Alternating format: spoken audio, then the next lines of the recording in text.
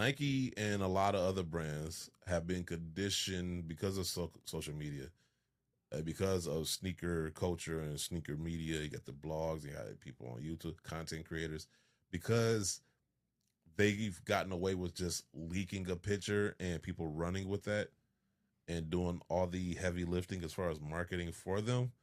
It's kind of made them lazy in some ways, right? They don't see the value in marketing because it's like it's going to sell itself.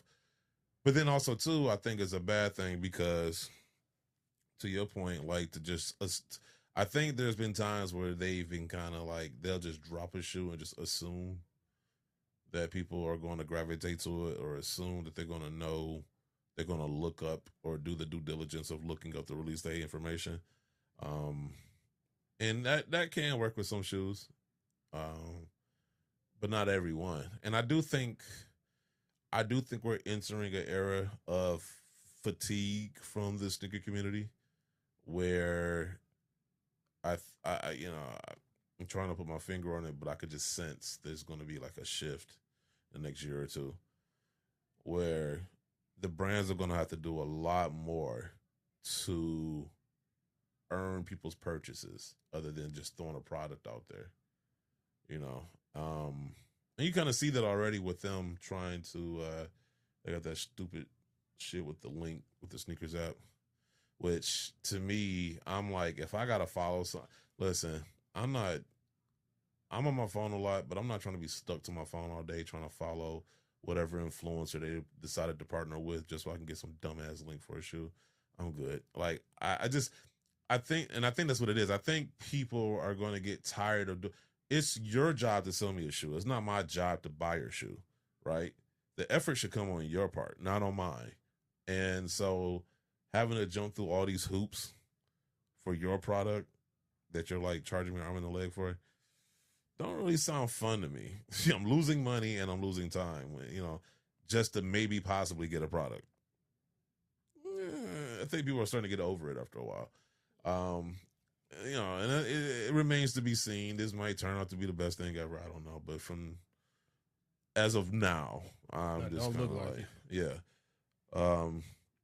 So we'll see what happens with that link shit. I guess it's supposed to get rid of bots, but I actually think there's a lack of awareness when it comes to these decisions, because in IT we have a thing called user experience. What we're developing, is it a good user experience? Some things we add just to make it even easier, even though it should be common sense. We'll just add it to prevent. We add a thing to prevent somebody from clicking back, right? Yeah. Instead of, hey, then you need to put in your address here, right? But we'll make it a required field just so people can't leave this page without it and then have a bad experience. Yeah. So there's things you could do to make that easier. You want people complain about having access to product, you make it more limited. And then you wonder why you get the flack that you do with pushback wise. Oh, we just want to keep the brand. Like, you're not young no more, right? If your company was at a make it break it time period and you flooded the market, why wouldn't you do it now when your company is up and have that cushion? When it's up, and you've also complained about losing the market share that you've lost over the past 3 years now. So exactly. And two, even if you flood the paper, people not selling out no more. It's not, them selling out days is gone because of inflation, cost of living, everything else. So now you can't go platinum in a week like Lil Wayne. Yeah. Now you're going to have to work your record for a whole year. You're going to have to go to radio. You're going to have to sell me. You're going to have to sell me. You got to go to tours. I should buy the shoe. Yeah, you got to do it. It's just sell like a record label. Prime example, Lil Wayne, this is a perfect example. Lil Wayne has sold more. His biggest selling album in a year. Biggest selling album was the Carter 3, right? Sold 1 million copies in 1 week, right? That album did not outsell Jay's Volume 2, right? So Lil Wayne sold 1 million copies in a week. It's still end of the year at 3-something million, right? Probably maybe because the stream maybe a little bit at the time when I looked. Jay-Z sold like 135,000 copies that week, but still ended the year at 5 million. You know why? Because he went on tour. He went and sold his records. He went and shot videos. He went and did features. So his first week wasn't a make it or break it. He knew how to work his album and his music for the entire year to get it.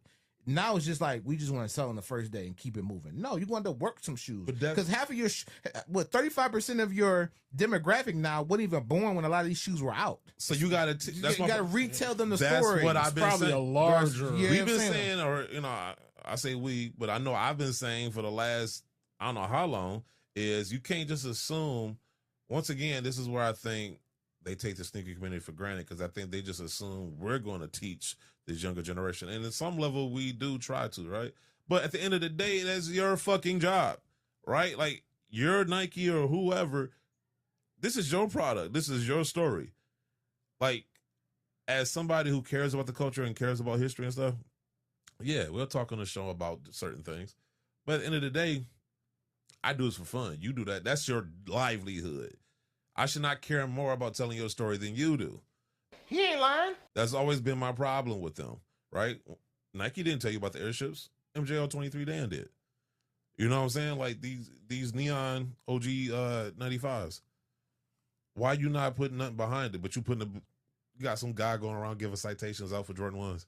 Like, I mean, I've always said I feel like the guy that designed the 95s, his name should be out there, just like how some of the other designers are out there. But I guess they don't really do that because sometimes I think Nike not gonna say this, but they feel a way that sometimes tinker that the designers are bigger than the brand. Right? So then they'll be like, "Oh, we can't do that again," right? Which is why you don't hear about Wilson. We had to darn rave about Wilson to the point where it was like, "All right, we'll put your name on the up tempo." Yeah, you know what I'm saying?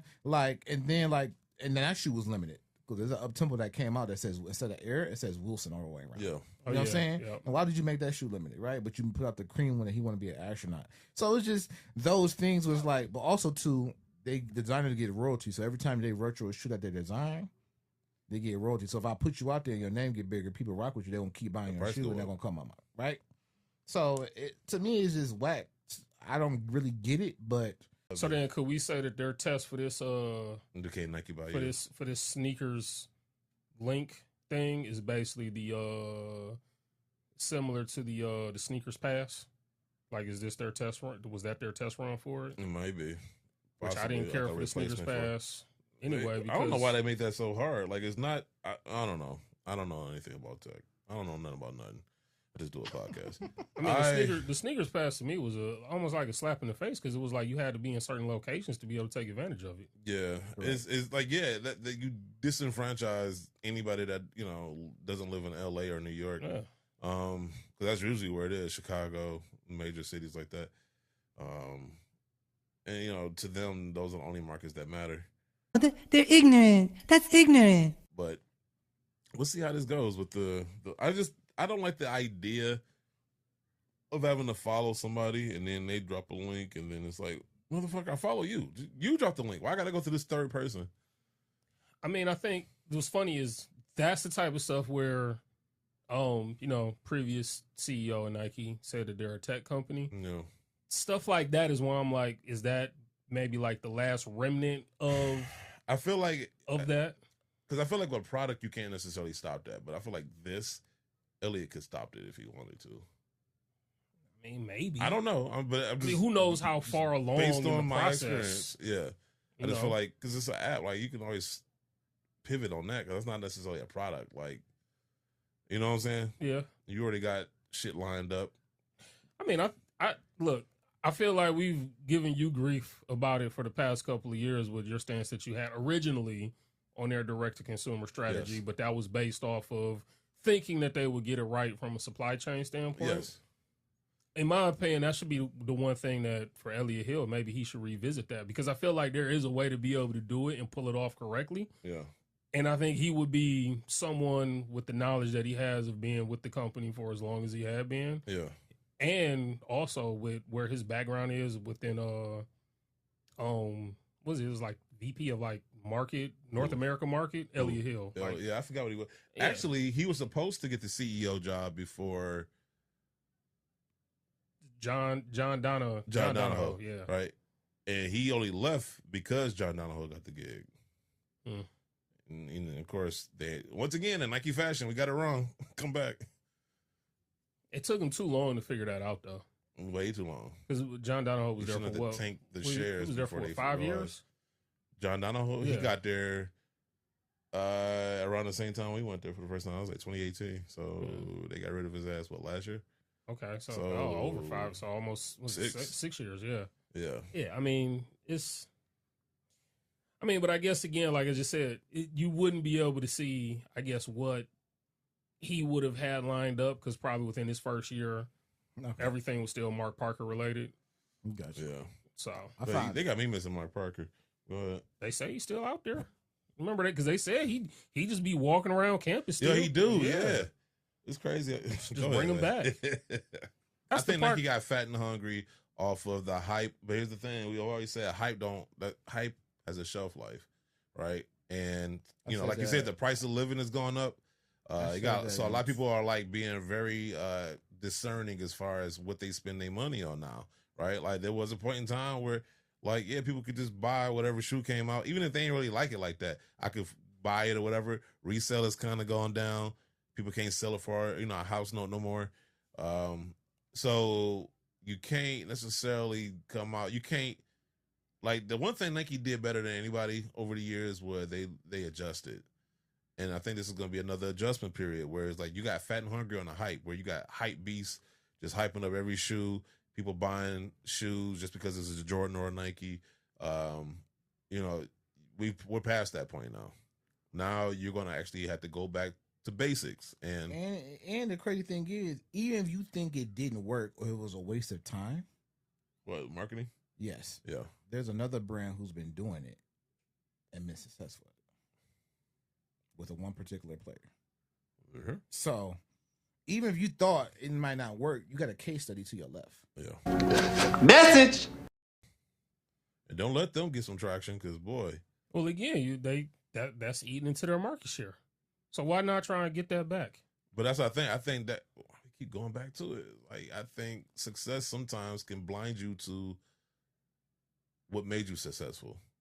You know what I'm saying? Like you got successful, but what you doing right now ain't adding to your success. It really ain't. So I mean, because you'll talk to them and they be like, "Oh, but our market share." It's like, okay, like Adidas had the market share back when y'all was starting, right?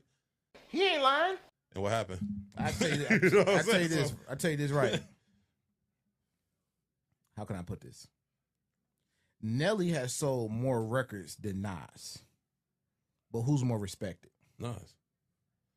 Nelly's not in anybody's top 5, including his own. I mean, yeah, he's a hit maker as an artist, right? We're not discrediting. I'm just saying, but you can't just say, "Oh, market share." Market share and get your respect because market share means you hot today, but not be hot tomorrow. Nelly got Ashanti, so he got my respect off that. Oh yeah, dog. Yeah, hey, he don't have to make another record. I ain't gonna do that. He like one of my favorite shoes that I never have. The Air I ain't Dirties, got a bad word to say about but Nelly. I don't know. You dance, you perform that Trump thing, and then gonna try to double I down do have on something it. bad to say about Nelly. You know what? They ain't trying to double back. I take back. Yeah. We just I want respect the Oval Office. I want to give my due diligence. Like you trying to perform. So you to perform for Stonewall Jackson? They should have never gave you niggas money. So it's like you trying to perform for him is equating the same as somebody doing service. Like, man, I don't. That's one thing I disagree with. Outside that, Only time it was good is when Eazy-E went to the function with Reagan at the White House just to like piss everybody off. He didn't go there out of support. He just went there to like just to kind of troll everybody. That's why I liked Eazy. Yeah, that was different.